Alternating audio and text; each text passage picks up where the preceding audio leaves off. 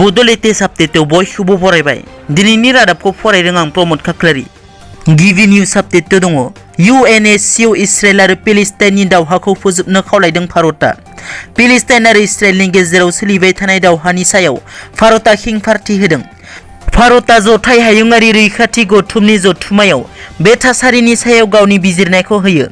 भारतनि गोजोर थान्दै TS तिरुमूर्तिया बुंदों दि जों फारनैबो बिथिंनिफ्राय थाखानाय अबस्थानि फारसे खिथिर लालायनायनिफ्राय गोजानाव थानो आरो दरनैबो हादरखौ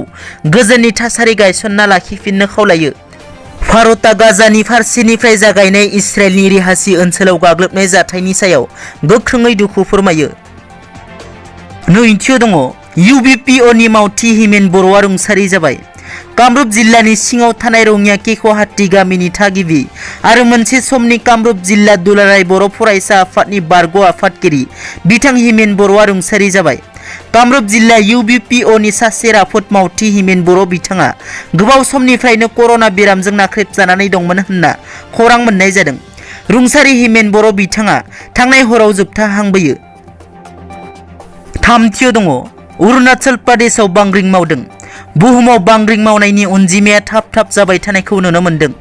दिनैबो 10 रिंगा 7 मिनिट समाव 4.2 रिक्टार स्केलनि 370 किल'मिटार जानथाय सानजा टावां अरुणाचल प्रदेशआव बांग्रिं मावदों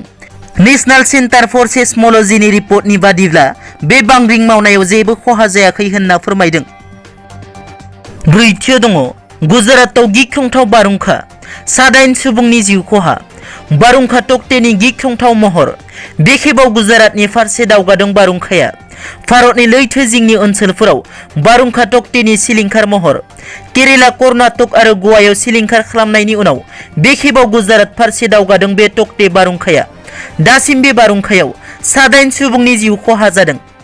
गोबां रोजा दंफां बे बारहुंखायाव बायनानै गोग्लैनायजों लोगोसे गोबां न'फोरबो खहा जादों होनना खौरां मोननाय जादों बाथियाव दङ कर'नाजों गाग्लोबजानानै सासे खौरांगिरिनि जिउ खहा आसामाव कर'नाजों गाग्लोबजानानै सासेबाव खौरांगिरिनि जिउ खहा निउज लाइभ खौरां बिजोंनि बकाजाननि खौरांगिरि रुबुल दिहिंआ कर'नाजों रुंसारि जाबाय बिथांनि देहायाव थांनाय 23 एप्रिल खालि कर'ना पजिटिभ मोनदोंमोन नाथाय फाहामथाय लाबाय थादोंमोनब्लाबो मैया रबिबार खालि गुवाहाटी मेडिकेल कलेज एन्ड हस्पिटालाव बिथाङा जोबथा हां बोयो दथियाव दङ मैया मानास माहारियारि हाग्रामानि आइबिआव दिपेन बर'नि मेल सामलायनायाव आरो एबसुनि हांख्रायनाय बादियै BTRनि गासैबो सागानगिरिफोरा खौसे जानानै सावरायदों मख'नो गोनांदि BTR गोरोबथानि उनाव माखासे राजखान्थि खैसारनि थाखाय BTR गोरोबथानि सागानगिरिफोरा गुबुन गुबुन लामाजों आगान होदोंमोनब्लाबो खौसेथियै सावरायलायदों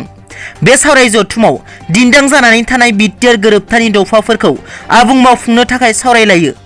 ओरैहाय सावरायनायनि गेजेरजों BTR गोरोबथानि दफाफोरखौ आबुं मावफुंनो थाखाय खौसेयै खामानि मावगासिनो थागोन होननाबो खौरां मोननाय जादों